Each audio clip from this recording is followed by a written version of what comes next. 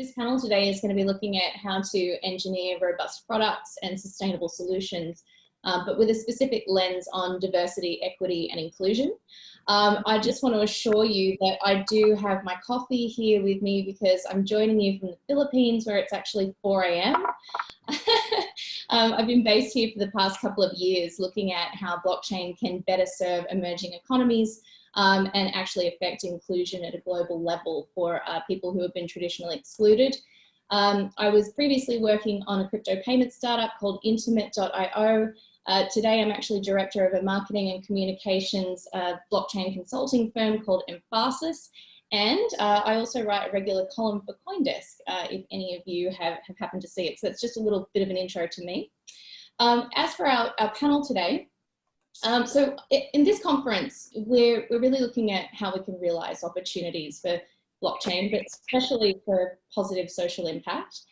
And I think it's no secret that the broader tech scene has definitely been dominated by white males. But I think today we've seen that the speaker lineup here has been incredibly diverse. Everybody is working in blockchain, and they're not only working in the space, they're also looking at ways that they can actively contribute to increasing diversity within the space. And I think of late, particularly that idea of diversity, equity, and inclusion, it's become a very sort of hot topic, a corporate topic. And perhaps that's been spurred also around the current focus on systemic racism in the US and how that's very much an issue. But if we look at the data, there's been stacks of studies done on this topic. And it has been shown that diversity does actually impact the bottom line. It's not just a good thing to do, it's actually a great method of competitive strategy. A recent study from BCG, Boston Consulting Group, they were able to prove that more diverse management teams actually had 19% higher revenue due to more increased innovation. And I just want to point out too that when we think about diversity, I think a lot of people immediately go to your demographic variables. So of course we can talk about gender, age, and race, but I'd also like to introduce that idea that it's the psychological aspects of diverse thought that are really interesting and influential aspects of this conversation around our different personalities, our values, and different abilities, and how the demographic variables lead into that. So I guess knowing all of that, what is the barrier? Because we're clearly still having an issue in affecting diversity in teams around the world, and still in the blockchain space too. But if we know that it is so critical to have those diverse teams to build sustainable companies, can we even afford to go on if we can't get that right? So to begin that discussion, let's set some context. I'd love to throw to you first, Ben.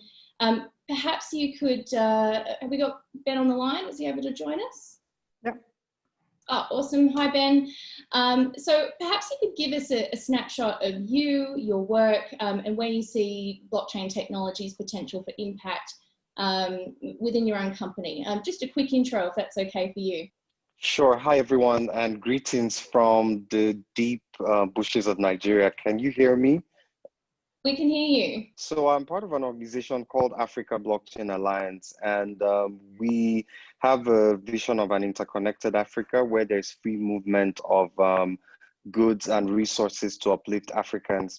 So that vision came from a very personal place in working in international development and traveling all across Africa and all of the frictions of paying service providers and doing a whole lot of things.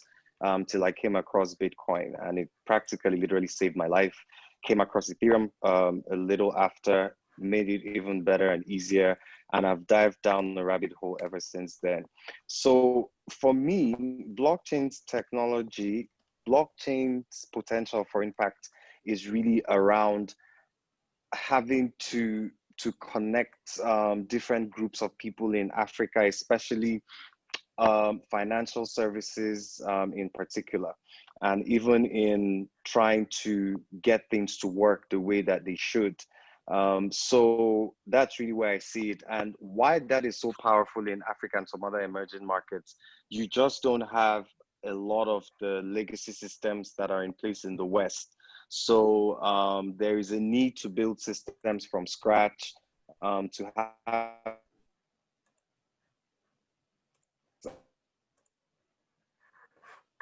their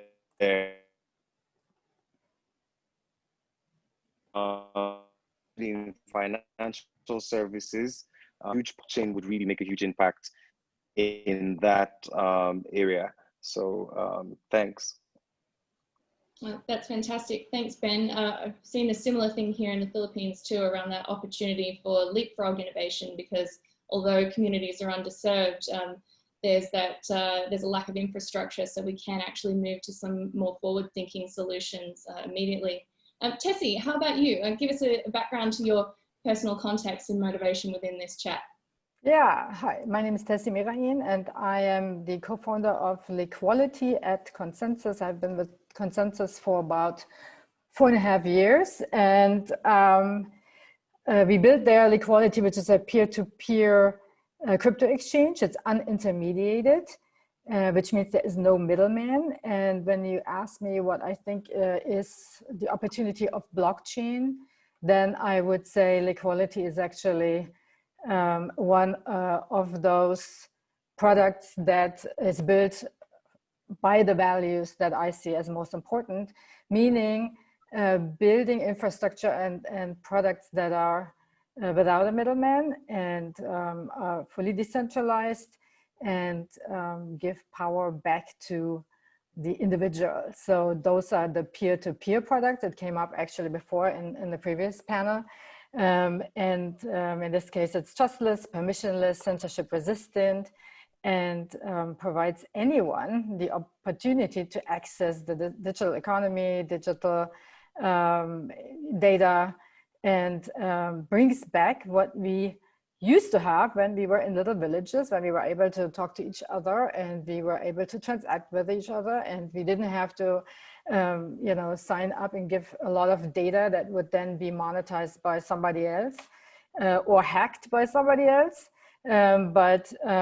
Basically what I see in blockchain, and there are many different uses, don't get me wrong, I see that there's a lot of efficiency for organizations and all kinds of other things. I personally I'm not getting that excited about that. I'm getting excited for transformational change. And as we could tell, Ben having these problems with the internet, that we are actually far away from having solved a lot of these things, but because we have technical issues, we have all kinds of other issues, but we have scaled communication globally, and as a society, we have gone globally, and now taking what we used to have in the villages that we were able to transact with one another, and also have the trust and the reputation of the people we knew. Now, if we want to be able to scale our transactions globally, then we can't rely on that type of trust that we know people. And that's why we have technology that allows us to trustlessly interact with one another. And trustlessly means that those types of transactions that don't need trust. They happen or they don't happen. It's a technology thing. So it is about access, making it, removing the middleman who usually says, yes, that business is worth it or not.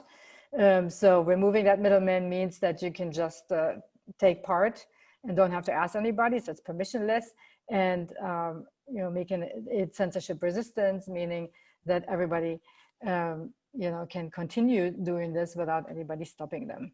And so I find this the most interesting part of blockchain, meaning this is power back to the people. Thanks, Tessie. Yeah, I think anyone who knows you would absolutely attest to your incredible commitment to driving diversity and inclusion within this space, particularly with the incredible work that you've done with the global women in blockchain community as well. And it's great to see how you take those learnings and actually put that into product design and how we actually see it in a tangible output. Robbie, tell us about you, what you're working on now, and your motivation within this D&I chat. Yeah, absolutely. So my name is Robert Greenfield. I was the former head of Consensus Social Impact at, of course, Consensus, and currently I'm the CEO of Emerging Impact. And we effectively empower NGOs and major government agencies to conduct humanitarian aid programming, leveraging blockchain technology. Typically, that's cash assistance programming, and we also have a heightened focus on environmental finance as well, and how you use certain elements of DeFi to enable more transparent environmental finance mechanisms. With regards to diversity and inclusion, I think the one reason that I'm here and other spaces in which I've worked with obviously Tessie and Ben directly is that I don't think the blockchain space and a lot of the entrepreneurs within it realize that you cannot create mass adopted products without diverse teams. It's impossible.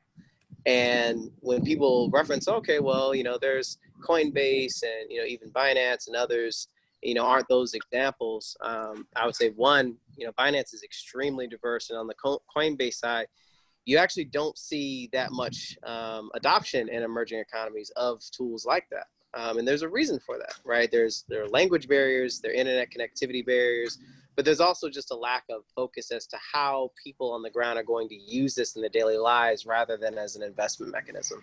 And I think that's one huge difference, particularly within DeFi, that separates Western adoption versus the rest of the world. Is that you need to have, the ability to not necessarily need the usage of cryptocurrency, stable coins, or any other, on-chain governance mechanisms to be able to use it now. One, because usability is really poor still, but then two, a lot of the teams that are creating a lot of these governance mechanisms are of one hue, right, of one sex. And to the point, and this is the last point I'll make in kind of this introduction, to the point of like diversity of thought, which I've heard is a counter argument I see to diversity and inclusion conversations. Is my hypothesis is that there's nothing that motivates the maximization of diversity of thought more than ethnic, sex, and gender-based diversity. Because that person has to live their life with those things. They're easily definable, and any implicit biases that already exist in the world basically alter that person's life and how they live, right? And I hear that a lot in technology. It's like, oh, well, we can have a room of the same people, same skin tone, same sex, and they all have just as much as intellectual diversity as a room where those things are altered, and I would say, no, it's impossible. And I think that's one thing that tech really has to understand, particularly sex diversity. And we can talk more to ways I've seen that within my own company provide us an edge when it comes to providing services to our customers, but also just thinking of the way that you provide services and products to others, more fluently. Thanks, Robbie. Yeah, I couldn't agree more. Actually, I'd love to pick up on a thread that you just mentioned there around the idea that people are saying, oh, but we're diverse. We have intellectually diverse teams. And, oh, of course that we've got robust products, because of course we have robust systems of design around how we actually develop these ideas. But I guess that also probably feeds into the fact that people are almost kind of feeling a little bit tired by this term. We haven't necessarily achieved diversity. So now it's a bit of a roll the eyes thing, like, oh, diversity and inclusion, that thing again. So perhaps the problem is previously this has been really framed as almost like a corporate social responsibility requirement. It's a tick the box, like, okay, we need to do that D&I thing. Let's just do the bare minimum and point to something. Oh, look, we did a token hire of someone who appears to be different than us. Oh, so we've achieved our goals. So how do we actually start to shift that thinking to get people to understand how diversity of thought, diversity of representation, diversity of background actually does contribute to the process of creating better products and better companies? Tessie, I'd love to throw that question to you, because we actually had very in-depth conversations around this last year at DevCon Osaka. We were running the Blockchain at the Edge workshops. Yep. And it was very much focused on that idea that if we can bring people who are currently at the edge into the center to contribute to these products, then you've actually got people who inherently understand the needs of underserved communities because they've been there. They understand it firsthand. And I loved how you were trying to bring more of those stories out to contribute to the thought process.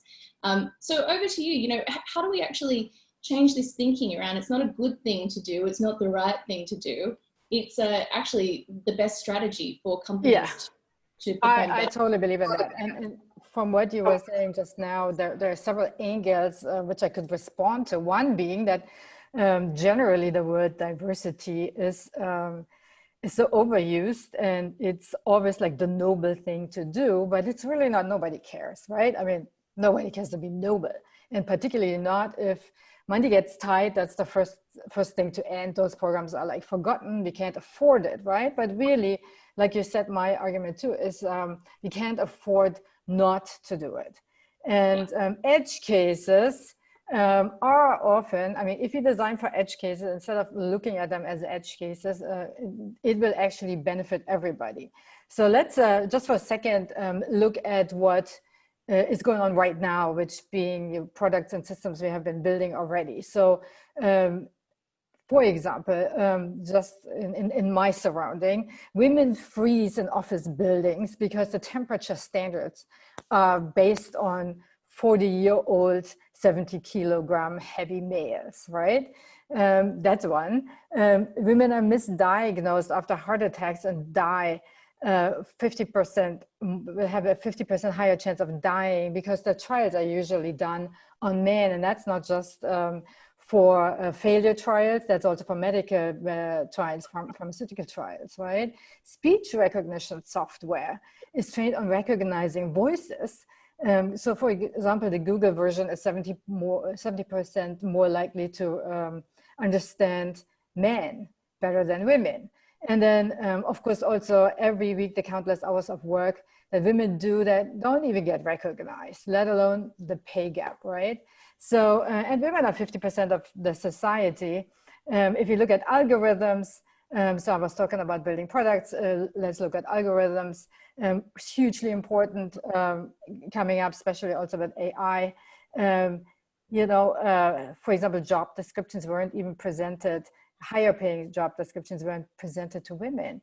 In India, women are less likely to get a credit, even though they were the ones who were found out to be paying back more regularly, but they weren't actually counted because usually everything is registered to men, and on and on. If you look in the US as of late, it's becoming a bit more in everybody's attention. The inequality, the systematic inequality based on race. So those are all algorithms that are skewed, right? I mean, here, Black males in particular go to jail for smoking pot, while their male counterparts on Wall Street are doing coke, right? And nobody looks. So this is how we create a future. Now I'm super concerned transferring this to the blockchain and not doing this in groups of people who have diverse experience. Obviously, you know, just from what I just said, we all have very different experiences and just living in the world we have created now. So we need to we cannot afford not to bring everybody together to build the next round, which has to be, we're building global products and systems. We automate, we have smart contracts, you know, that are creating reward systems. And so who is setting the standards, right? If it's not everybody. So, and there are tons of examples, like you said, you know, gender diversity, even more so actually ethnic diversity drives the bottom line. There's a definite business case to be made for this, right? And there were tons of other examples of you know, products that work better. For example, the OXO kitchen products that we, at least now in the US, they were initially made for somebody who had arthritis, but they're so easy to hold and so easy to handle that everybody likes them, right? So, or look at M-Pesa. M-Pesa in Kenya was something that it's a payment system on the mobile phone. Well, 4 years later, we got Square in the US, right? So over there, it was transformational. I mean, people were suddenly able to pay over distance, even though it's not decentralized, but it actually started a way of inclusion. And so now, in order to build products that are sustainable and that are actually not dangerous, because if we don't do this, I would say, we're creating dangerous products. So we need to bring people in. I'd love to actually dig a little bit deeper into that. You mentioned M-Pesa, which absolutely has impacted the rest of the world in terms of mobile payments and that type of technology. Ben, have we still got you there? Still with us, Ben? We might have lost him, just in case he's still trying to connect with us. Ben, I was just thinking that it'd be really interesting to hear from you how you see technology that's coming out of Africa, how it could potentially benefit markets right across the world by looking at serving underserved populations first, creating that disruption, and then moving it to the rest of the world. But I think we may have lost him, unfortunately. How long have we got to go on this panel? Have we still got another 10 minutes? Okay, cool. So what about, thanks, Susie. What about you, Robbie? How have you seen this actually in action when you put teams together? Why is it so critically important to have people from diverse backgrounds contributing to that discussion and getting that visibility and representation in terms of the design process? No, I absolutely. So, and I definitely echo Tessie's comments in terms of building for edge cases. So I can talk to both of them. So emerging impact, the majority of our work is working right now with Oxfam on digital cash assistance programs. And digital cash assistance programs is just leveraging stable coins to provide digital aid, particularly during a time where now you can't do humanitarian aid in person, given COVID restrictions. And this is something that's on a global scale. And, on the edge case side, right, no one should know they're using, stable coins to pay for medical resources or food. They should have the same debit credit card experience that we have, everywhere else, right? More privileged, economies, tap their, card against a POS or a phone and, continue on their way. They shouldn't have to read anything. They shouldn't have to do any of that. So that's, one of the examples on that side. And that's what we do with NFC cards, working, hand in hand with Sempo. But also, as to how we're starting to see this materialize, I think that a lot of these edge case on-ramps, right? And I mean on-ramp into the digital economy in general, whatever it is your first, use case. So usually in the West, that's Coinbase, but in a humanitarian aid program, that could be an NFC card with a preloaded amount of cash for them to buy the resources that they need. But what we see is that we actually can start to transform these edge cases into doorways that open up more opportunities to things that they may have not been able to access. So when people talk about financial services, oftentimes humanitarian aid programs do not provide financial services.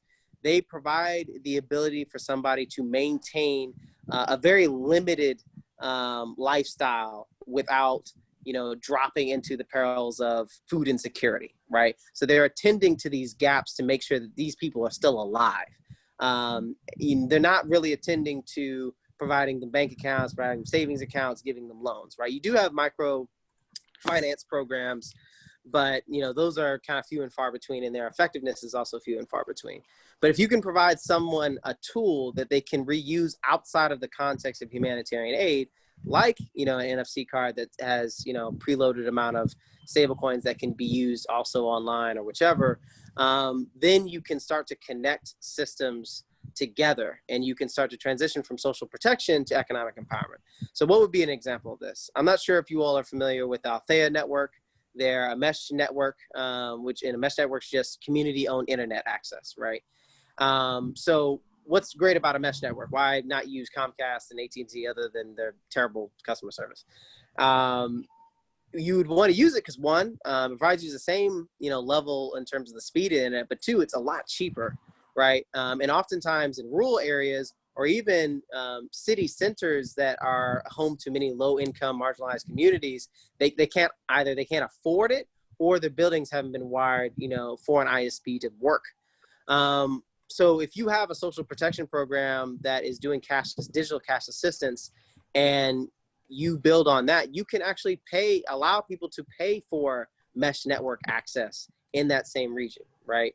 And it's very, very lightweight, right? So we're talking about lightweight financial infrastructure to purchase the goods you need, and that you can include then mesh network as, one of those resources. And we found that, access to remote education in a world with increasing climate change and, different, health disasters like what COVID has done are essential. And in fact, McKinsey reported that this year alone, in the one academic year for people who do not have access to remote education, it'll actually put them back 18 months further behind their white counterparts or just privileged counterparts that do have said access.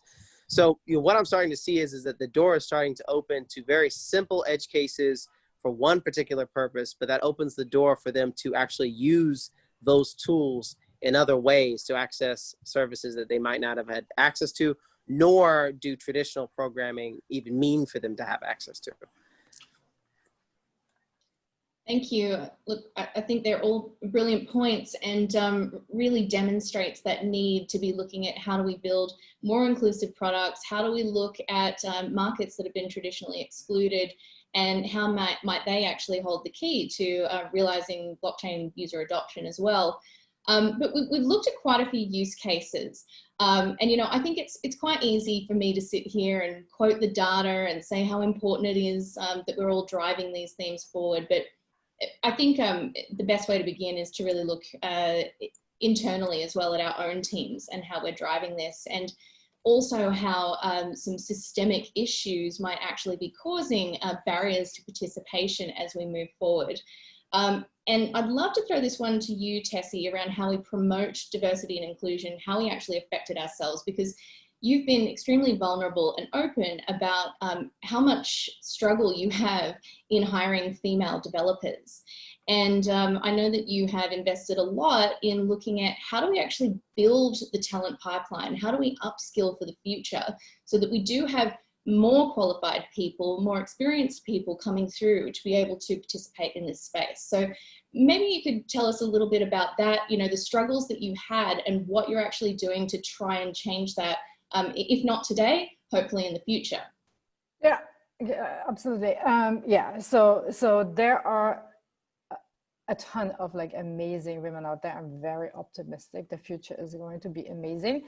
They're all in the pipeline, but we all have to be aware that there are inherent differences between, not inherent, maybe educational, who knows, I don't even want to get into that female-male conversation, but just the fact that females usually get discouraged starting at age 2 puts them at some disadvantage in applying for particular roles, right?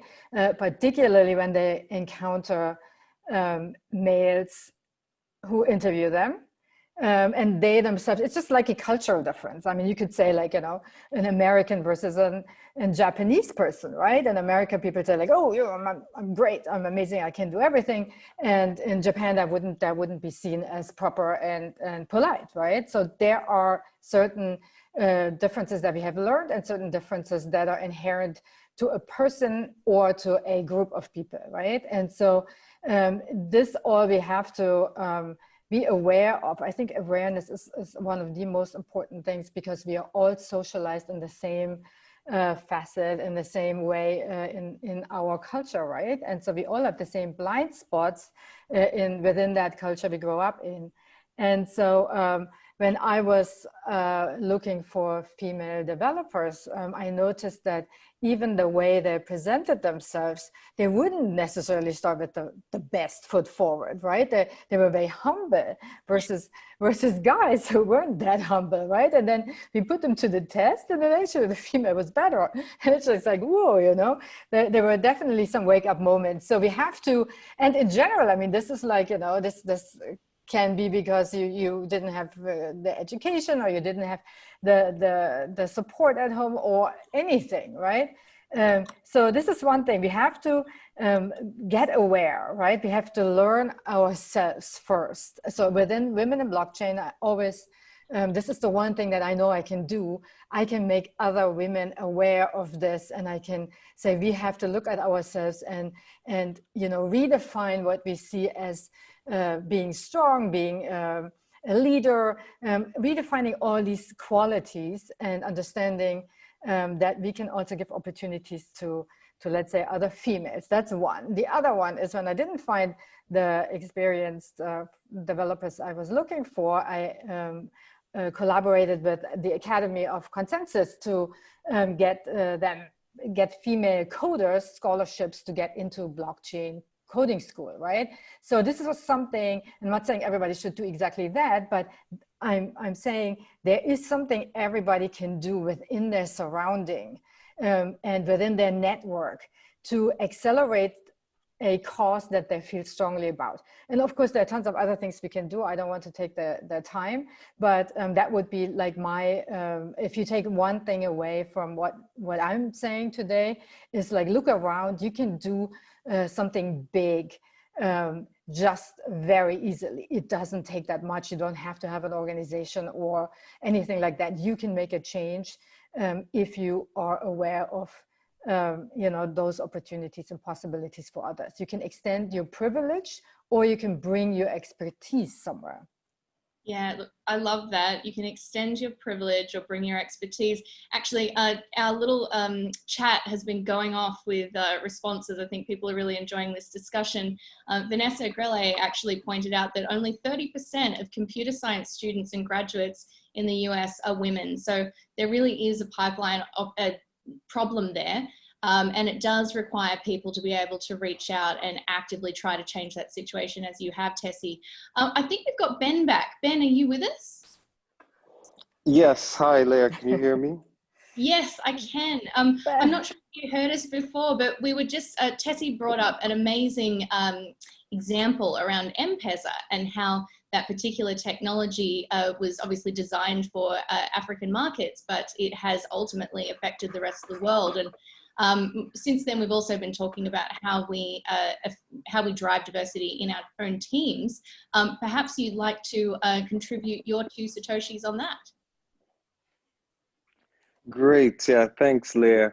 That's a great example, M-Pesa, and it actually came out of conflicts, right?